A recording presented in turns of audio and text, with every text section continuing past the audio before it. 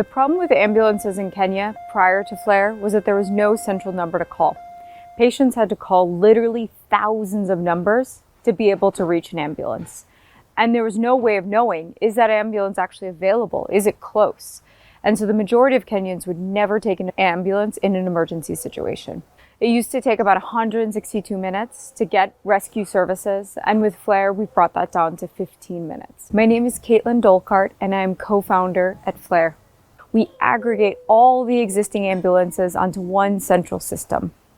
On the other end, we allow patients to access our services through a hotline or a touch of a button via an app, which connects to our 24/7 dispatch center with trained and professional medics and emergency responders to be able to quickly dispatch ambulances. We started Flare in 2016.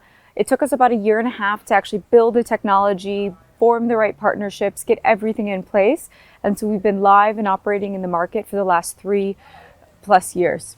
Currently, the number of ambulances that we have access to is over 200 ambulances that are actively using our platform in Nairobi and over 600 across the country, which is plenty to be able to operate a nationwide ambulance service.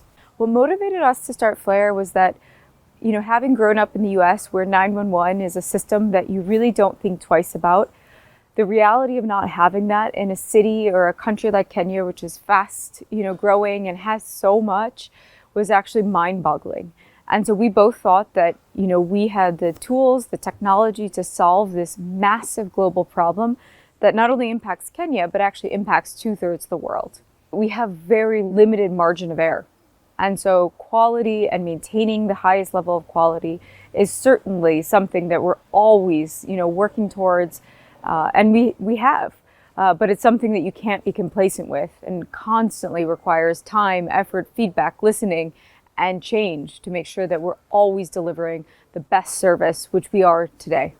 But when I think about Flare, I think about it as Uber plus humans. We believe to deliver emergency services, you not only need Uber-like technology, but you also need dispatchers and emergency responders that are able to pick up the call, able to provide directions over the phone, that are life-saving and able to deliver that service. The way that we guarantee that there's always an ambulance available is that we have excess supply, meaning that we always have too many ambulances available and ready to respond beyond what we know the likely call volume is going to be. The way that we make our business sustainable is by charging a subscription. So everyone pays a little bit each and every year to ensure that we are able to operate 24/7, 365.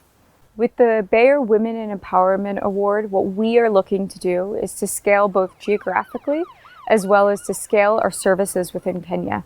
And so we'll be looking to diversify to ensure that we can provide a 360-degree and holistic emergency response service. Our scale plans will impact the country because we'll be able to reach more. The impact of technology is huge. Everything that we use and have built upon is using today's technology. We are able to build a scalable, lightweight, cloud-based emergency response system only because of the technology that is available to us today.